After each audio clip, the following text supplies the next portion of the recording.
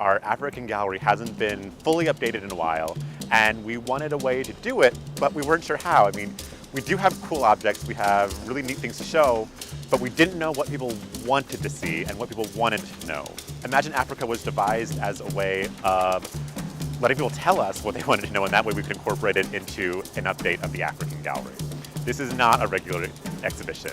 This is all about the visitors. It's really about them coming to see what we put out, what we can tell them, and then hearing from them. So instead of just normal gallery walls, the background that the cases are in is going to be all whiteboard. And there'll be markers provided so that people can comment on anything they see in the gallery on the walls of the gallery. We're also going to have a large digital feedback station in the center of the gallery. There's also going to be a large discussion area. People will be able to sit down for a long time and talk, hopefully interact with each other, and there will be comment books there.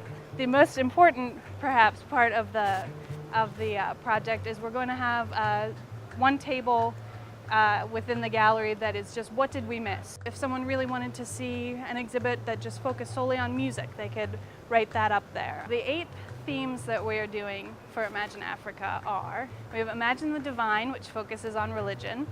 Imagine Strength, which tells a story of enslaved peoples brought to the Americas from Africa. Imagine Power, which really tells the story of some of the great unknown cultures of Africa. Imagine Fashion, which is looking at some of these wonderful objects we have in our collection that were used to adorn people's bodies and what messages those are sending. Imagine Beauty, which is really looking at what is African art.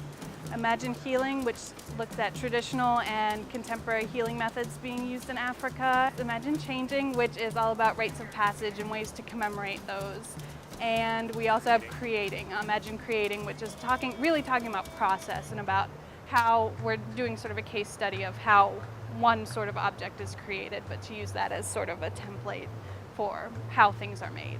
We're really looking for trends of what people are drawn to, what they're not drawn to, the different methods for interacting with the material. Do people like more straightforward object installation where they're just looking at the objects? Do they like interactive things where they can touch things?